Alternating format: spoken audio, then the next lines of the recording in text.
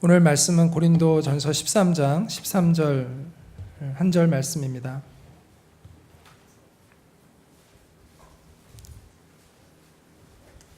고린도전서 13장 13절 신약의 279쪽에 있습니다.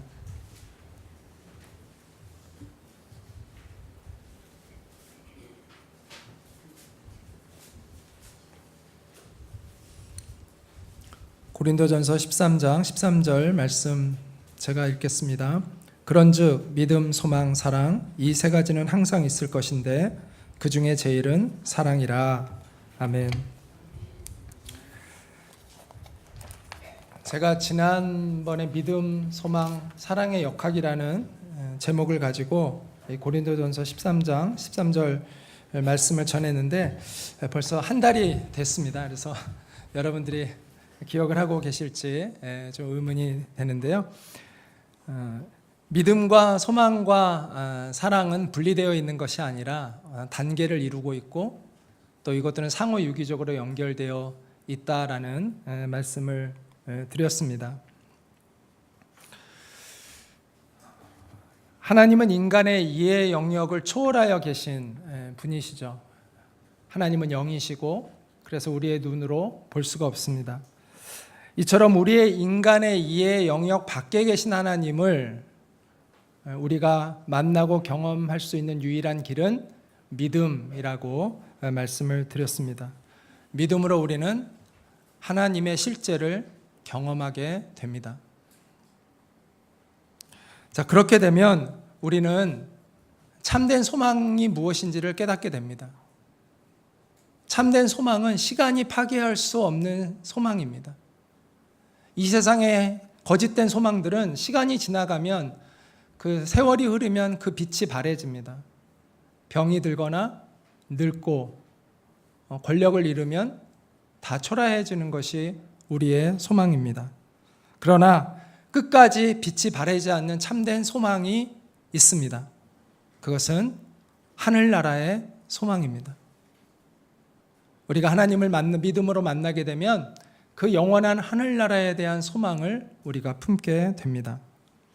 자, 이렇게 우리가 믿음으로 시작해서 하늘나라의 소망을 갖고 하나님과 깊은 교제 가운데 들어가게 될 때 우리와 하나님의 사이는 어떤 사이가 되냐면 사랑의 관계가 맺어집니다. 그런데 그 사랑은 하나님으로부터 출발한 것입니다. 하나님이 우리를 먼저 사랑하셨고 우리가 그 하나님의 깊은 사랑을 깨닫고 우리도 하나님을 사랑하게 됩니다. 사랑은 성도가 지향해야 할 최고점이라고 이야기할 수 있습니다. 믿음, 소망, 사랑 이 세 가지는 항상 있을 것인데 그 중에 제일은 사랑이라라는 말씀은 우리가 사랑의 고지에 올라가야 한다는 것이죠. 많은 성도들이 믿음도 갖고 소망도 갖는데 그러다가 결국 하나님을 떠나는 사람들이 있습니다. 왜 그럴까요? 그들은 사랑의 고지에 오르지 못했기 때문이죠. 우리는 사랑의 고지에 올라가야 합니다. 그 사랑의 고지에 올라갈 때 비로소 우리의 믿음도 살아있는 믿음으로 계속 유지될 수가 있고 우리의 소망도 살아있는 소망으로 계속해서 유지가 될 수가 있습니다. 그리고 하나님을 향한 사랑이 우리 가운데 온전하면 우리 인생에 어떤 풍파가 와도 우리는 하나님이 우리에게 약속하신 그 땅을 향하여 우리는 나아갈 수 있습니다.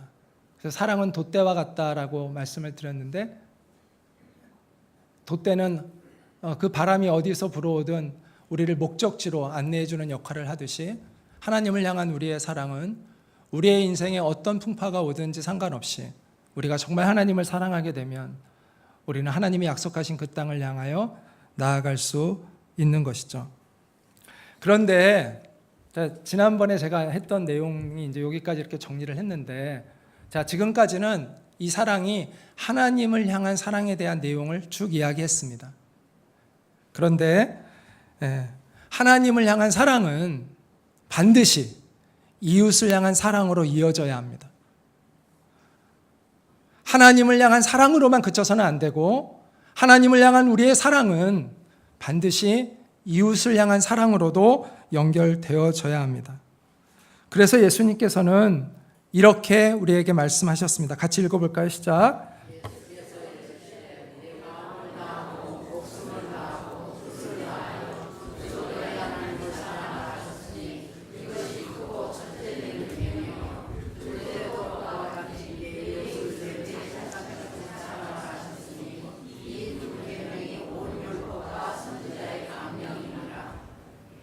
네, 하나님을 사랑하고 이웃을 사랑하라. 이것을 사랑의 이중명령이라고 우리가 흔히 이야기를 합니다. 하나님과 이웃을 동시에 우리는 사랑해야 한다라는 것이죠. 하나님은 우리를 사랑하셨습니다. 그리고 우리도 하나님의 그 사랑을 깨닫고 하나님을 사랑하게 되는데, 그러면 우리의 이웃을 대한 우리의 태도가 바뀌어야 한다는 것이죠. 왜? 내가 사랑하는 주님이 우리에게 말씀하시기를 내 이웃을 내 몸과 같이 사랑하라고 하셨기 때문입니다. 그리고 내 이웃들을 향하여 하나님은 나를 사랑함과 동일하게 그들을 사랑하고 계시기 때문입니다. 따라서 하나님을 우리가 정말 사랑한다면 그 사랑은 우리가 이웃들에게도 그 사랑이 흘러갈 수 있어야 마땅하다라는 것이죠.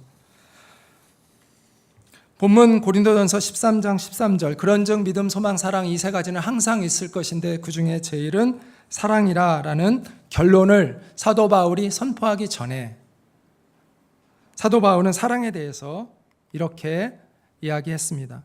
내가 사람의 방언과 천사의 말을 할지라도 사랑이 없으면 소리나는 구리와 울리는 꽹과리가 되고, 내가 예언하는 능력이 있어 모든 비밀과 모든 지식을 알고 또 산을 옮길 만한 모든 믿음이 있을지라도 사랑이 없으면 내가 아무것도 아니요, 내가 내게 있는 모든 것으로 구제하고 또 내 몸을 불사르게 내어줄지라도 사랑이 없으면 내게 아무 유익이 없느니라.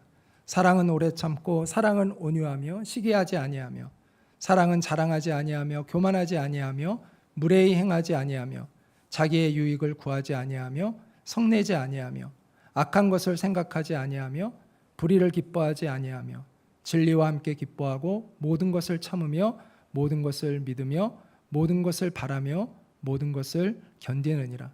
사랑은 언제까지나 떨어지지 아니하되 예언도 패하고 방언도 그치고 지식도 패하리라. 어떤 능력보다도, 어떤 기적보다도, 어떤 고상한 지식보다도, 어떤 영적인 체험보다도 더 중요한 것은 사랑이라고 말씀합니다. 한번 따라해 볼까요? 사랑이 없으면 아무것도 아니다. 사랑이 없으면 아무것도 아닙니다.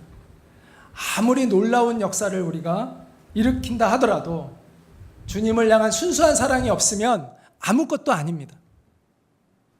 우리가 아무리 선한 일에 열심을 낸다 하더라도 이웃을 향한 진실한 사랑이 없다면 아무것도 아닙니다. 자, 그러면 사랑이란 무엇입니까? 우리가 이웃을 사랑해야 한다면 그 사랑이라는 그 안에는 어떤 요소들이 들어가야 그것을 사랑이라고 말할 수 있을까요? 첫 번째는 관심입니다. 관심. 사랑의 출발은 관심입니다. 관심이 없는 사랑을 상상할 수 있겠습니까? 관심이 없다는 것은 아예 사랑이 없다라는 뜻입니다. 오늘날 사람들은 점점 이기적이 되어 가고 있죠. 자, 이기적이 되어 간다라는 것은 자기 자신에게만 집중하고 있다라는 것입니다. 모든 관심이 자기 자신에게 쏠려 있고 다른 사람들에게는 무관심합니다. 남이 어떤 고통을 받든지 상관하지 않습니다. 자신만 평안하고 안전하면 되는 것이죠. 이게 이기적인 것이죠. 여러분 혹시 코쿤족이라는 말을 들어보신 적이 있습니까? 코쿤은 누에고치를 뜻하는 영어 단어입니다. 그러니까 외부 세상으로부터 도피해서 칩거 생활하는 사람들을 일컬어서 오늘날 우리가 코쿤족이라는 용어를 쓰고 있습니다. 누에고치가 그 안에서만 이렇게 있듯이 자기의 집에서 또는 차에서 자기 혼자 이렇게 즐기는 인생을 살아가고 있는 사람들을 일컬어 코쿤족이라고 이야기를 합니다.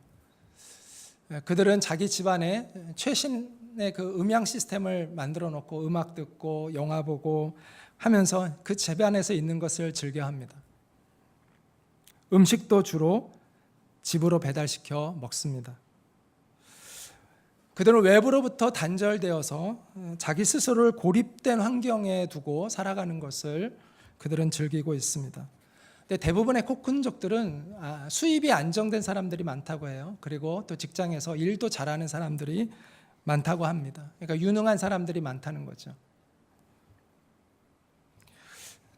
자, 이에 대해서 우리가 긍정적으로 본다면 재충전이라고도 이야기할 수 있겠죠. 매우 긍정적으로 본다면 재충전하는 시간을 갖는다라고도 할 수 있을지 모르겠습니다. 혼자만의 취미 시간을 가짐으로써 스트레스를 풀고 또 새로운 에너지를 공급받을 수 있다고 볼 수도 있죠. 그러나 이것이 지나치면 극단적인 이기주의로 가게 됩니다. 여러분, 홀로 있는 시간은 필요합니다. 그런데 무엇을 위해서 우리는 혼자 있어야 하는 걸까요? 홀로 있는 목적이 이기적이 되는 것이라면 그것은 매우 병든 홀로 있기라고 이야기할 수 있습니다. 더 사랑하기 위해서 우리는 홀로 있어야 합니다. 자, 예수님은 그런 분이셨죠. 예수님은 자주 군중들을 떠나서 홀로 계셨습니다. 하나님과 독대하는 시간을 홀로 가지셨습니다. 그리고 돌아와서는 열심히 사람들을 사랑하셨습니다. 사람들에게 관심을 보이고 병든 사람을 치유하시고 또 고난당한 사람들에게 용기를 주고 어둠 속에서 방황하는 이들에게 그 길을 안내하는 일을 예수님은 하셨습니다. 그렇게 치열하게 사랑하다가 지칠 때가 되면 다시 예수님은 홀로 계셨습니다. 하나님 앞에 나아갔습니다. 그리고 사랑의 능력을 충전받고 돌아와서 다시 힘써 예수님은 사랑하셨습니다. 우리는 예수님으로부터 이처럼 홀로 있는 것과 더불어 있는 것의 완벽한 균형을 배울 필요가 있습니다. 그 균형을 맞추어주는 열쇠가 사랑입니다. 더욱 많은 시간을 홀로 있을수록 더욱 많은 사랑을 할 수 있다면 그 홀로 있는 시간은 건강한 홀로 있기입니다. 그러나 더욱 많은 시간을 홀로 있을수록 적은 사랑을 하게 된다면, 이기적이 되어 간다면 그 홀로 있는 시간은 병들어 있는 것입니다. 현대인들 대부분들이 우울증을 겪고 있다고 이야기를 합니다. 왜 그럴까요? 이기주의의 팽배가 그 원인 중에 하나이겠죠. 서로에 대하여 무관심한 것이죠. 그런데 남들이 나에게 관심을 가져주지 않아서 내가 우울하기보다는 내가 남들에게 관심을 갖지 않기 때문에 우울한 것입니다. 자기 자신에게만 집중하고 있기 때문에, 자신에게만 몰두하고 있기 때문에 우울증에 많이 걸리는 것입니다. 자기 연민에 빠져서 한숨을 쉬고 자기 열등감에 괴로워하고 자신의 고통에 때문에 괴로워하고 비관하고 자살하는 것이죠. 나보다 남들에게 많은 관심을 갖고 살아가게 되면, 남들에게 우리가 집중해서 헌신하며 섬기고 살아가는 삶을 되면 우리는 그 우울증에서 벗어날 수 있을 거라고 생각을 합니다. 어려운 사람을 돕고 섬기는 일은 그것은 나에게도 큰 유익을 주는 것이죠. 내가 남을 도울수록, 내가 남을 섬길수록 내 문제는 작아집니다. 근데 내가 이기적이 될수록요, 내 문제는 커집니다. 사랑하면 사랑할수록 우리는 우리 자신의 문제로부터 자유해질 수가 있습니다. 이게 하나님이 우리를 창조하신 원리입니다. 그래서 하나님은 우리로 하여금 사랑하며 살게 하셨습니다. 그리고 사랑하면 사랑할수록 우리는 더 많은 자유를 누리게 만드신 것이죠. 자, 사랑의 첫 번째 요소는 뭐라고요? 관심. 예. 자, 두 번째는 희생입니다. 희생. 관심은 사랑의 출발점이지만 관심만 있으면 사랑이라고 말할 수 없습니다. 사랑의 본질은 희생입니다. 자기 희생입니다. 고린도전서 13장 5절에서 사랑은 자기의 유익을 구하지 아니하며 라고 말씀하고 있습니다. 나의 유익을 구하지 않고 상대방의 유익을 구하는 것이 사랑이죠. 자, 부모가 자녀를 사랑하는 확실한 증거는 무엇입니까? 자녀가 위기에 빠졌을 때 부모는 자기의 목숨도 내어 던집니다. 자녀를 사랑하고 있다는 분명한 증거죠. 이처럼 자기 희생은 참된 사랑의 시금석이다. 이렇게 이야기할 수 있습니다. 예수님은 참된 사랑을 우리에게 이렇게 가르쳐 주셨는데 같이 읽을까요? 시작.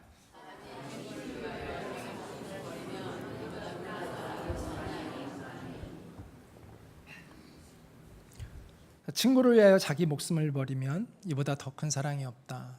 예수님은 이렇게 말씀하시고 정말 우리를 위해서 자기의 목숨을 내어 주셨습니다.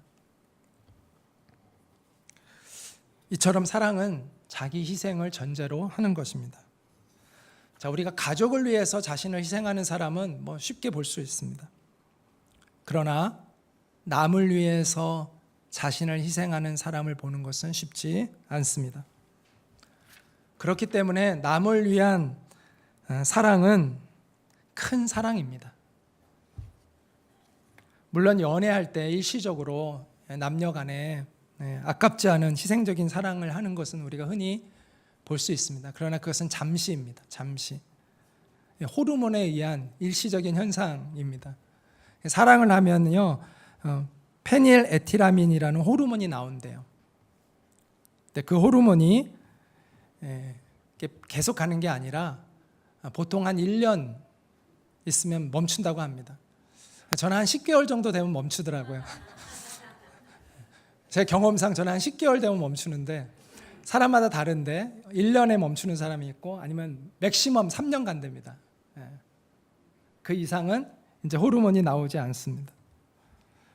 그때부터는 그렇게 사랑했던 사람이 매우 부담스러운 존재가 되어지는 것이죠.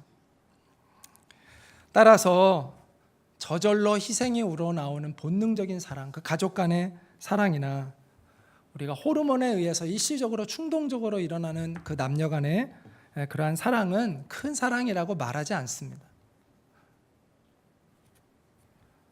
물론 가족 간의 사랑이 소중하다는 것에 이의를 제기하는 것은 아닙니다. 그것도 소중한 거죠. 꼭 필요한 거죠.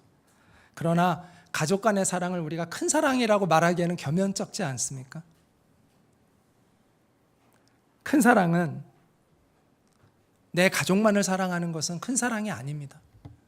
그것은 하나님의 사랑이라고 하기에는 뭔가 부족한 것입니다. 큰 사랑은, 하나님으로부터 오는 사랑은 내 가족이 아닌, 내 혈연이 아닌, 나와 아무런 상관이 없는 남들을 품고 사랑하는 것을 우리는 큰 사랑이라고 말하고, 우리가 하나님을 사랑한다면 그 큰 사랑을 실천하는 것이 우리 가운데 이루어져야 한다는 것이죠. 동물과 달리 인간의 위대함이 바로 이것에 있습니다. 동물들은 모성애적 사랑밖에 할 줄 모릅니다. 그러나 인간은 자기 가족이 아닌 남을 위해서도 자신을 희생할 수 있는 존재라는 것이죠. 이게 하나님을 닮았다는 뜻이기도 합니다. 그래서 우리가 등산을 갔다가 돌이 굴러오는데 그 스승이 제자들을 위해서 그 돌을 맞고 죽는 그런 기사를 우리는 보게 됩니다. 군대에서 수류탄을 잘못 던졌는데 그 장교가 그 수류탄을 자기의 몸으로 덮어서 자기 혼자 희생함으로 부하들을 살리는 이야기를 우리는 듣습니다. 남의 안타까움과 억울함을 가만히 있지 못하고 그 사람을 위해서 자신의 모든 것을 바쳐서 그를 돕는 사람들의 이야기를 우리는 듣습니다. 이것이 인간이 동물과 다른 것이고 이것이 우리가 하나님을 닮은 큰 사랑을 하는 존재라는 것이죠. 제가 지금 자기 희생에 대한 이야기를 하고 목숨을 내어주는 사랑에 대해서 이야기하니까 되게 부담스러우시죠? 야, 되게 실천하기 너무 불가능하게 이렇게 느껴질지 모르겠습니다. 그러나 참된 사랑이라고 해서 꼭 극단적인 자기 희생을 하는 것만을 의미하는 것은 아니라고 생각합니다. 주위에 있는 사람들에게 친절을 베풀고 그를 배려해주고 양보해주는 것도 작은 사랑의 시작이죠. 큰 사랑도 처음부터 크게 시작되는 것이 아닙니다. 큰 사랑도 작은 사랑에서 출발하는 것이죠. 남을 배려할 줄 모르고 어려움에 빠진 사람에게 아무런 동정도 느끼지 못하는 사람이 어느 날 갑자기 다른 사람을 위해서 자기 목숨을 내놓는다? 그렇지 않습니다. 작은 사랑 안에 위대한 사랑의 가능성이 담겨져 있는 것이죠. 여러분이 오늘 누구를 만나든 그 순간만이라도 그에게 관심을 기울이고 그의 고통을 귀담아 들어주고 따뜻한 말로 그를 위로해주고 그의 좋은 말벗이 되어주는 노력을 해보시기 바랍니다. 그것은 매우 작은 일이지만 분명 그것은 참된 사랑의 시작입니다. 시간 속에서 영혼을 캐낸다는 것은 우리가 흘러가는 이 시간 속에서 영혼을 캐어낸다는 것은 그렇게 사랑하는 존재로 살아가는 순간순간일 것입니다. 삭막한 이 도심 속에서 또 치열한 생존 경쟁으로 허덕이는 메마른 영혼들에게 우리가 오아시스와 같은 그러한 생명력을 공급해 줄 수 있었으면 좋겠습니다. 그들에게 그런 생명력을 공급하는 것은 우리가 놓치고 있는 일상의 친절함에 있습니다. 일상에서의 친절함, 일상에서의 배려에 있다라는 것이죠.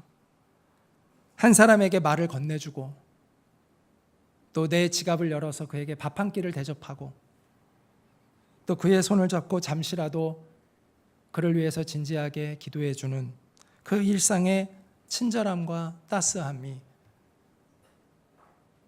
하나님의 아름다운 통로가 되어질 수 있는 것입니다.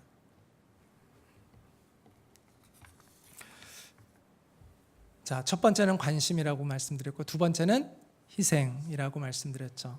사랑의 세 번째 요소는 용서입니다. 사랑을 완성하려면 용서가 필요합니다. 참된 사랑은 대개 용서의 문턱에서 위기를 겪습니다. 인간은 다 불완전하고 연약한 존재죠. 그래서 우리가 멀리 있을 때는 좋아 보이는데요. 이렇게 가까이 다가가면 그렇게 좋은 것만 있는 게 아니라 안 좋은 것들도 많이 우리가 경험하고 보게 됩니다. 그래서 오히려 갈등과 다툼이 다가가면 생깁니다. 무관심해서 아예 다가가지 않으면 아무런 갈등이 없어요. 그러나 우리가 관심을 가지고 사랑하기 위해서 다가가면 우리는 갈등도 겪고 또 때로는 아픔과 미움도 일어나게 됩니다. 그 순간 우리의 사랑은 기로에 놓입니다. 이 사랑이 지속될 것인가 아니면 중단될 것인가. 용서의 능력을 갖지 못한 사랑은 그 사랑은 지속될 수 없습니다. 용서하는 것 외에는 대단한 사랑의 능력을 가진 사람들이 있습니다.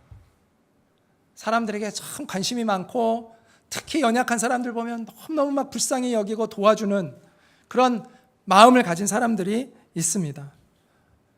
정말 자기의 모든 것을 다 내어놔서 막 어려운 사람이 있으면 도와주는 그런 사람들이 있습니다. 너무 좋은 것이죠. 그런데 그 중에는 갈등이 생기면 완전히 뒤바뀌는 사람들이 있습니다. 깊은 배신감으로 자기의 그 섬김이 오히려 깊은 배신감으로 돌아와서 괴로워하는 사람들이 있습니다. 그래서 그토록 아끼고 그토록 섬겼던 사람들을 혐오하고 미워하는 경우가 있습니다. 결국 위대함의 가능성을 가졌던 그 사랑은 용서의 결핍으로 인해 초라해지고 마는 것이죠. 성경은 그래서 이렇게 말씀합니다. 우리 같이 한번 읽어볼까요? 시작. 그러므로 너희는 하나님이 택하사 거룩하고 사랑받는 자처럼 긍휼과 자비와 겸손과 온유와 오래 참음을 옷 입고 누가 누구에게 불만이 있거든 서로 용납하여 피차 용서하되 주께서 너희를 용서하신 것 같이 너희도 그리하고 이 모든 것 위에 사랑을 더하라. 이는 온전하게 매는 띠니라. 사실 우리가 주님이 우리를 어떻게 용서하여 주셨는지를 안다면 우리가 용서하지 못할 사람이 없습니다. 우리가 정말 예수님의 십자가의 복음이 무엇인지를 우리가 정말 안다면 사람을 향해서 배신감을 가질 이유가 없습니다. 많은 사람들이 내가 누구에게 이용당했다라고 말하면서 가슴 아파합니다. 그리고 그 이용당한 사람, 나를 이용했던 사람에 대한 증오감을 갖습니다. 충분히 이해합니다. 저도 때로는 그런 마음을 느낍니다. 근데 저를 포함하여 우리가 정말 그런 마음을 느낀다면 그것은 내가 그 사람을 참되게 사랑했다고 말할 수는 없다고 생각합니다. 왜냐하면 참된 사랑에는 이용당함이라는 것은 존재하지 않습니다. 부모가 자식이 아무리 소를 썩여도 자식이 나를 이용당했어 이렇게 생각하는 부모는 없잖아요. 사랑은 원래 남의 유익을 구하는 것이 사랑이니까 내가 정말 누군가를 사랑했다면 내가 그 사람에게 이용당해서 내가 배신당했다는 마음을 갖는다는 것은 그것은 내가 진실로 그를 사랑하지 않았다는 뜻이라고 생각해야 될 것입니다.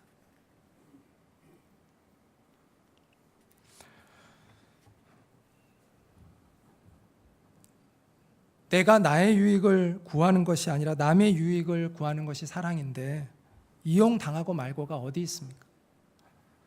내가 하나님 앞에서 살고 있다면 더욱더 우리는 이용당하는 것이 없습니다. 우리가 하나님 앞에서 사는 사람이라면 더욱더 우리 안에 이용당하는 것이 없습니다. 우리가 그런 마음을 가져야 합니다. 왜냐하면 내가 선한 마음으로 그를 대했는데 그가 나를 악으로 대했다면 그것이 나에게 결코 손해되는 것이 아니라 그것은 하나님이 나에게 보상해 주시는 은혜가 되는 것입니다.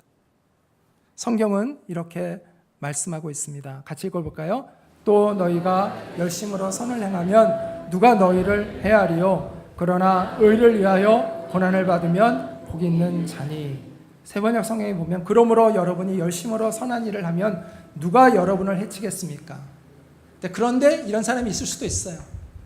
그렇다 하더라도 그러나 정의를 위하여 고난을 받으면 여러분은 복이 있습니다.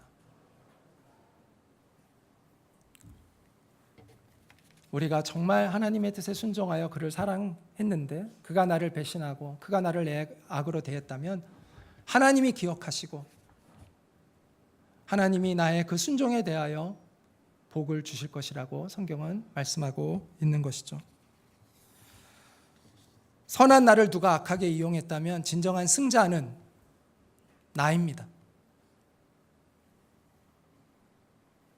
그 사람이 아닌 것이죠.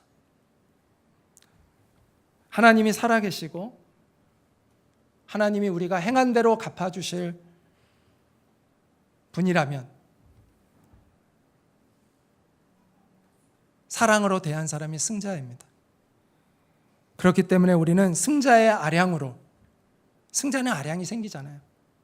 승자의 아량으로 우리를 이용한 사람들을 용서할 수 있습니다.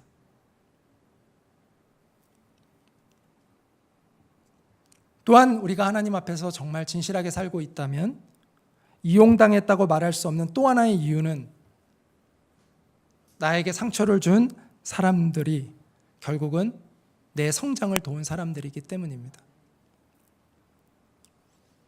왜냐하면 우리는 그들 때문에 하나님만을 의지하는 것을 배우게 되었고 하나님만이 선하시다는 것을 깨닫게 되었고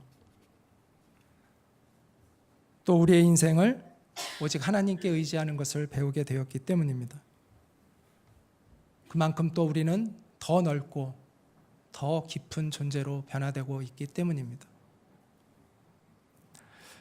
요셉은 그 비밀을 알았던 사람이죠. 그래서 그는 자신을 노예로 팔아넘겼던 그 무자비한 형들을 용서할 수 있었습니다. 그는 보복에 대한 두려움에 떨고 있는 형들에게 이렇게 위로해 주었습니다. 같이 한번 읽겠습니다. 시작.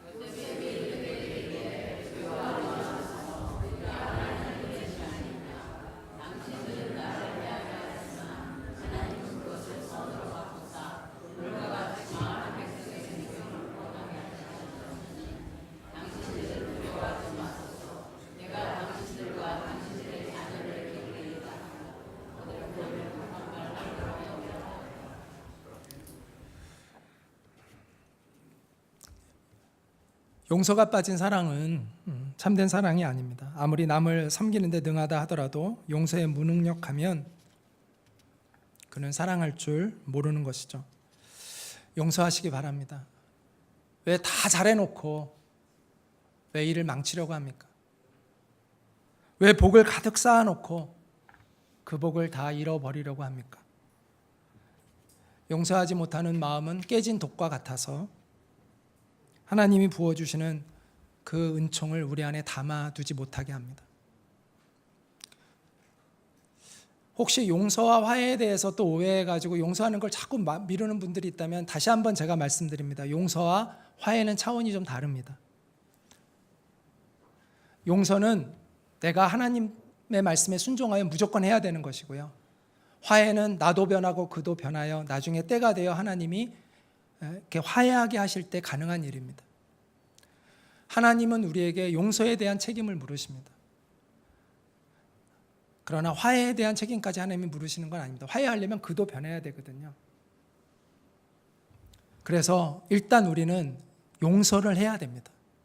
용서는 나를 위해서 하는 것입니다. 그를 위해서 하는 것이 아니라 나와 하나님과의 막힌 관계가 되지 않도록 나를 위해서 하는 것입니다. 그런 나의 순종을 하나님이 기뻐 받으시고 그 상대방도 하나님이 만지셔서 변화시켜 되었을 때 자연스럽게 그 둘은 화해가 됩니다. 나중에 그 요셉과 형들이 화해를 하잖아요. 그러니까 하나님의 은혜의 시간이 되었을 때 그때 비로소 화해가 되는 것이죠. 근데 화해하기 전에 요셉은 이미 형들을 마음으로 용서했다는 것이죠. 그러니까 용서했다고 그 사람과 계속 친하게 지내야 된다는 뜻이 아닙니다. 용서란 내가 그가 나에게 했듯이 나도 그에게 갚아주려고 하는 그 마음을 내려놓는 것입니다.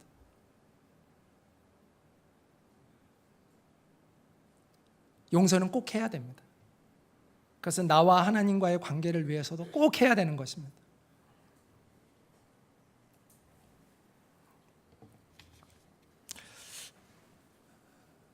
자신을 죽음으로 몰아넣었던 형들을 용서했던 그 요셉을 배우시기 바랍니다. 자신의 인생을 온전히 하나님께 의탁했던 그가 보여준 담대함과 관용을 배우시기 바랍니다. 사랑은 용서를 통해 완성되어집니다. 자, 우리는 지금까지 세 가지 요소들을 생각해 보았습니다. 사랑은 관심과 희생과 용서라는 요소를 담고 있다라는 것이죠. 예수님은 이 참된 사랑의 세 가지 요소를 완전하게 보여주셨습니다. 예수님의 관심은 늘 연약한 사람들에게 있었습니다. 예수님은 이 땅에 오신 그 자체가 우리를 위한 그 사랑 때문이었습니다. 하늘의 보좌를 버리고 이 땅에 오신 그 이유가 바로 우리를 향한 예수님의 관심 때문이었습니다. 그리고 오셔서 약한 사람들, 가난한 사람들, 고통받는 사람들, 소외된 사람들, 버림받는 사람들에 대한 깊은 관심을 주님은 보이셨습니다. 그리고 주님이 보여주신 사랑은 희생적인 사랑이죠. 예수님의 그 십자가에 그 흘리신 그 보혈의 사랑은 사랑의 본질을 우리에게 말해주고 있습니다. 또한 예수님은 자신을 못 박았던 사람들을 용서해 주셨고 더 나아가서 자신을 배신했던 제자들까지도 용서해 주셨습니다. 이처럼 사랑은 관심과 희생과 용서를 담고 있고 예수님이 우리에게 보여주신 사랑 안에도 이 모든 것들이 결합되어 있는 것을 우리는 보게 됩니다. 이 사랑의 세 가지 요소, 관심과 희생과 용서는 우리의 삶의 모든 자리에서 필요한 것입니다. 모든 자리에서 필요합니다. 어떤 사람은 사랑은 가정에만 필요하고 교회에만 필요하지 일터에서 사랑을 논하면 안 된다고 말하는 사람들이 있습니다. 직장 안에서 사랑을 말하면 문제가 생긴다고 생각하는 사람들이 의외로 많이 있습니다. 그런데 사랑이 있어서 무너진 공동체는 역사상 한 번도 없었습니다. 사랑이 없어서 문제지 사랑이 많아서 문제가 된 공동체는 없었습니다. 직장 안에는 사랑이 필요 없다. 직장에 사랑이라는 것을 들어오면 곤란해진다라는 것은 잘못된 착각입니다. 물론 사랑의 표현은 똑같지 않습니다. 똑같지 않아야 합니다. 부부간의 사랑과 부부와 자식, 부부간의 사랑과 부모와 자식 간의 사랑은 달라야 합니다. 친구들끼리의 사랑과 직장 동료들 사이의 사랑의 표현도 똑같은 것이 아닙니다. 달라야 합니다. 똑같으면 문제입니다. 제가 제 아내를 사랑하듯이 다른 여자를 사랑하면 큰일 납니다. 그렇잖아요. 사랑의 본질은 같지만 이 사랑의 표현은 달라야 합니다. 때에 따라, 장소에 따라 달라야 합니다.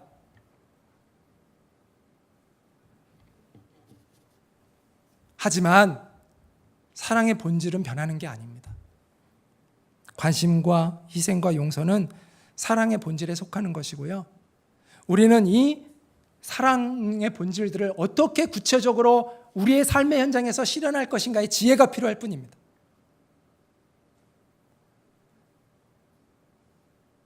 직장에서 일 못하는 사람을 무조건 계속 데리고 있는 것만이 사랑은 아닙니다. 그를 해고할 경우도 있죠. 그런데 우리가 그를 해고하더라도 어떻게 그를 해고할 것인가를 고민하는 것이죠. 우리가 사랑의 공동체라면, 우리가 직장 안에서 이 사랑이 실천되어지려면 그냥 해고하면 되는가? 그럼 어떤 과정을 거쳐서 우리는 해고해야 하는가를 고민하는 것이죠.